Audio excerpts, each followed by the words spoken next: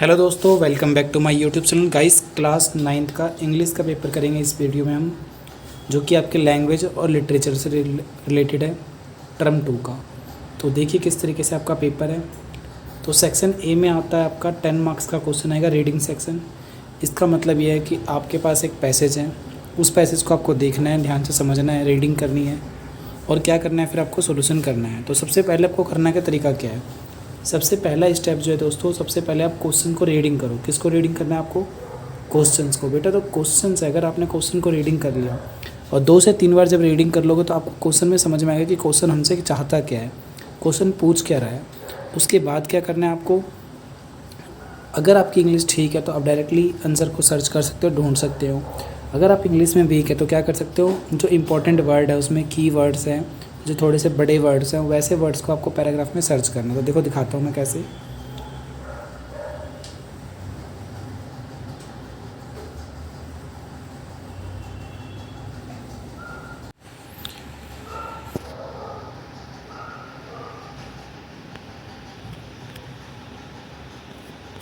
जैसे आप देखोगे दोस्तों, ये हम नीचे आते हैं तो ये पहला क्वेश्चन क्या है आपके सामने, आपको कह रहा है कि इसमें राइट एनी 5, यानी कि कोई 5 क्वेश्चन आपको करने हैं। इसमें कितने क्वेश्चन हैं? 6 क्वेश्चन हैं, कोई 5 ही करने हैं, यानी कि सारे के सारे कितने नंबर के हैं? एक तरीके से कह सकते हो 1 मार्क्स का ईच क्वेश्चन है। तो फर्स्ट क्वेश्चन कह रहा है, what are the 2 most important health related benefits of gardening. मतलब इसमें कह रहा है कि गार्डनिंग जो है वो हमारे हेल्थ के लिए क्या इम्पॉर्टेंट है, और है तो 2 इम्पॉर्टेंट आपको क्या बताने हैं? बेनिफिट बताने हैं। क्या चीज़? 2 बेनिफिट बताने हैं। तो मेन क्या बताया इसमें? गार्डनिंग की बात करिए, बेनिफिट ऑफ गार्डनिंग। तो देखिए इसमें बेनिफिट ऑफ गार्डनिंग वर्ड ढूंढ लीजिए, आपका आंसर अपने आप मिल जाएगा। तो जिस तरीके से आप ये पढ़ोगे पूरा का पूरा, तो ये बता रहा है गार्डनिंग ब्यूटीफुल होता है, इस तरीके से सब बताया जा रहा है। फिर क्या कह रहा है इसमें? ये रहा हेल्थ रिलेटेड बेनिफिट्स, ठीक है। तो पहला क्या है? Most obvious benefit of the gardening is that it can be great way to relieve stress. मतलब स्ट्रेस को क्या करता है, एक तरीके से बहुत ही आसानी से रिलीव करता है, पहला कह सकते हो। दूसरा क्या बता रहा है? Work, family, community commitment and social engagement are just some of things that take up chunks of people's lives. Planning the gardener and then caring the garden offer gardener a simple and inexpensive way to unwind relax. ठीक है, तो ये हमारा क्या करता है, एक तरीके से एक माइंड को क्लियर करता है। ये सब बेनिफिट है फर्स्ट वाले का। मेन दूसरा क्या है? सेकंड मोस्ट इंपॉर्टेंट बेनिफिट बता रहा है इसमें कि गार्डनिंग क्या करता है, एक तरीके से ऑफर करता है न्यूट्रिशनल बेनिफिट देता है, जैसे कि प्लांट मिलते हैं, वेजिटेबल। बस हो गया आपका सॉल्यूशन पहला। तो इसी तरीके से क्या करना है, आपका पैराग्राफ है तो आप आराम से क्या करो, अगर आप इसका PDF देखना चाहते हो तो प्लीज़ कमेंट कर देना, मैं आपको लिंक प्रोवाइड कर दूँगा। आप यहाँ से स्क्रीनशॉट ले लो और फिर पढ़ लेना। और ये इसके क्वेश्चन है 5 को 6 क्वेश्चन, और मैं इसके आंसर दिखा दे रहा हूँ डायरेक्टली।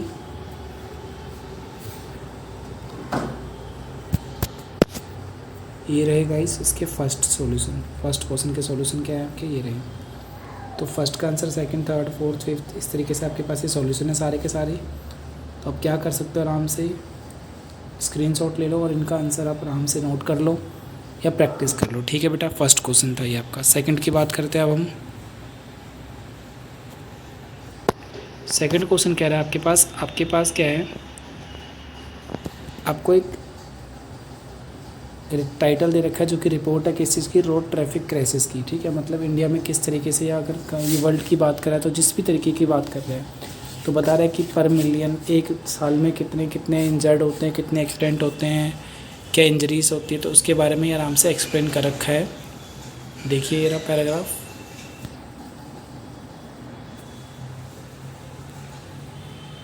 ये पैराग्राफ दूसरा, तीसरा, और फिर ये चौथा पैराग्राफ, ये 5वां। तो 5 पॉइंट है इसमें एक तरीके से, और इससे रिलेटेड आपको क्या करना है, 5 क्वेश्चंस के जवाब देने हैं, किसी भी 5 के। पहला, दूसरा, तीसरा, बहुत ही सिंपल पैसेज है।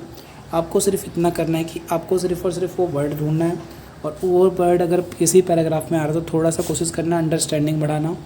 पहले क्वेश्चन को पढ़ना है, ध्यान रखना, जिससे क्वेश्चन को पढ़ने के बाद क्या होता है, आपकी प्रैक्टिस सही होती है।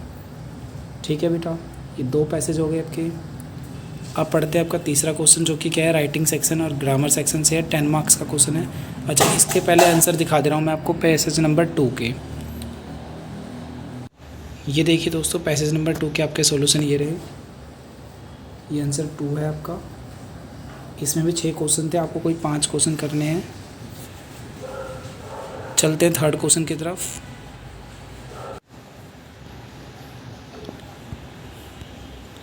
तो ये रहा आपके पास थर्ड क्वेश्चन का पहला पार्ट। कह रहा है यू आर मनीष और Manisha student of class 9th। Due to the pandemic situation you have been distracted from your studies and have not been perform well in your periodic test. मतलब आप एक मनीष हो या फिर लड़की तो मनीषा है, आप 9th क्लास में पढ़ते हो। क्योंकि पेंडेमिक सिचुएशन आई थी, कोरोना आया था, जिसकी वजह से क्या हुआ कि आप स्टडी से डिस्ट्रैक्ट हो चुके हो और अपने पीरियडिक टेस्ट में अच्छा स्कोर नहीं कर पाए हो। Right a diary entry in not more than 150 words. आपको डायरी एंट्री लिखनी है 120 वर्ड के आसपास और बताना है कि किस तरीके से आपका साथ ऐसा हुआ है, क्यों हुआ है और इस सॉल्यूशन क्या है बेटर और एनुअल एग्जाम में आप किस तरीके से अच्छा कर सकते हो।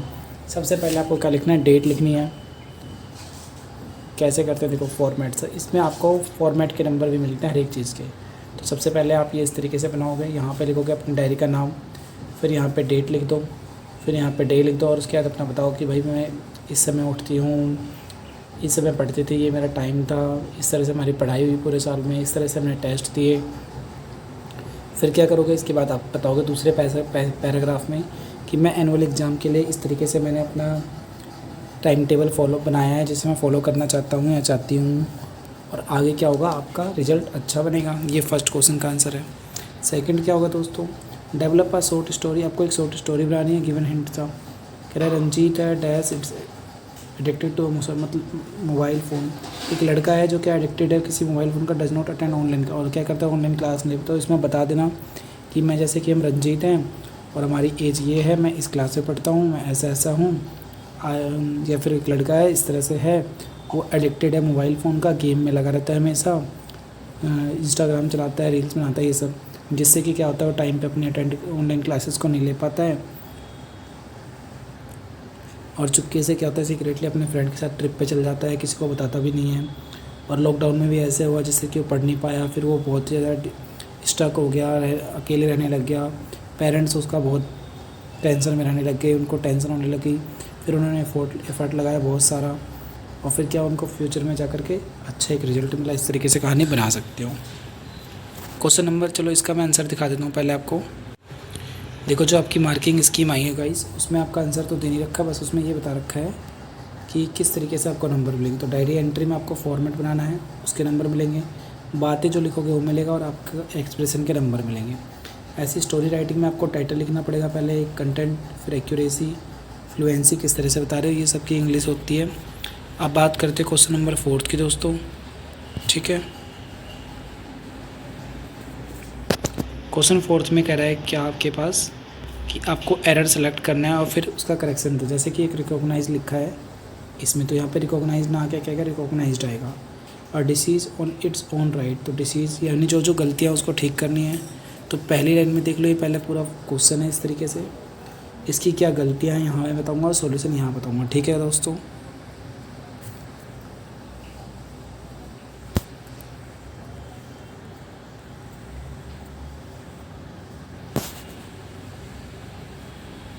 तो जैसे कि पहला जो वहाँ पे था, वहाँ पे ऑन की जगह इन आना था, फिर मीन की जगह मीन्स आना था, और ए की जगह एन आना था। तो देखिए सॉल्यूशन कैसे है उसका।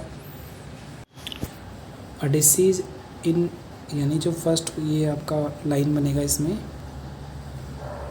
यहाँ पे ऑन की जगह क्या आएगा दोस्तों, यहाँ पे ऑन गलत है, इसकी सही जगह क्या आएगा, इन आएगा। फिर मीन की जगह क्या आएगा, आपकी जगह मीन की जगह आप लिखना था, आपको यहाँ लिखना था मीन्स, एस लगाना था मतलब, ठीक है दोस्तों। मीन्स आएगा इसमें इसकी जगह।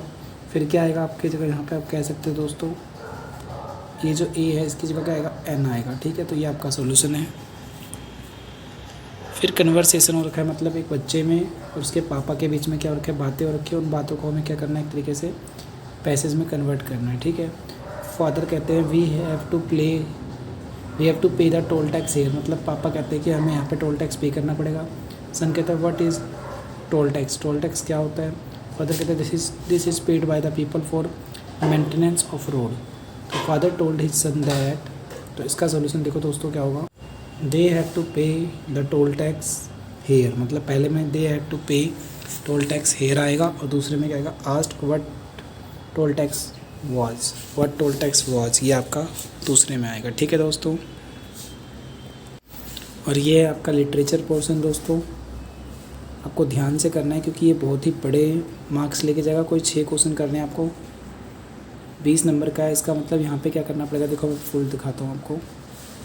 ये 20 नंबर का सेक्शन है, इसमें पहले में क्या करना पड़ेगा, कोई 6 क्वेश्चन करने हैं आपको, 2-2 नंबर के हैं। तो कोई भी 6 क्वेश्चन लिख लो, बस आपको स्टोरी पता होनी चाहिए और उससे रिलेटेड आप कुछ भी लिख देना उस चैप्टर से अगर आपको नहीं आता। वैसे तो आपको करेक्ट आंसर पता होना चाहिए क्या है, पर अगर नहीं आता तो फिर भी आप उस चैप्टर से रिलेटेड कोई भी आंसर लिख देना, आपको सॉल्यूशन पूरा मार्क्स पूरे दिए जाएंगे। ठीक है दोस्तों, मार्क्स पूरे दिए जाएंगे। तो इनका मैं सॉल्यूशन आपको दिखा दे रहा हूँ। ये 6 क्वेश्चन है, आप आराम से पढ़ लीजिए, स्क्रीनशॉट ले लीजिए। वैसे आपको 6 करने हैं, इसमें 7 क्वेश्चन है, तो ये पूरे क्वेश्चन है। मैं स्क्रीनशॉट ले लो, मैं इनका आंसर देता हूँ एक बार में ही। देखिए क्या करना है, 6 क्वेश्चन जो है उनके सिर्फ इसमें एक्सप्रेशन दे, कंटेंट दे रखा है, एक्सप्रेशन आपको खुद लिखना है। वैसे आप इतना भी लिख दोगे ना अगर बना के, तो टीचर लगभग आपको 1.5 नंबर ज़रूर देगा इसमें। ठीक है, संतोष क्या डेवलप्ड था, remarkable resistance to cold and altitude, फिर स्ट्रॉन्ग विल थी उसकी, मतलब स्ट्रॉन्ग विल पावर स्ट्रॉन्ग थी, फिजिकल एंडोरेंस था, मेंटल टफनेस था, मतलब वो एक समझदार बच्चा था जो क्या था एक तरीके से मानसिक रूप से मजबूत बच्चा था। फर्स्ट का आंसर इस तरीके से है। फिर सेकंड का आंसर है ये ब्रूनो करके। फिर आपका हम बात करते हैं दोस्तों थर्ड का आंसर, फोर्थ का, फिफ्थ का। ठीक है, स्क्रीनशॉट ले लेना साथ में आप।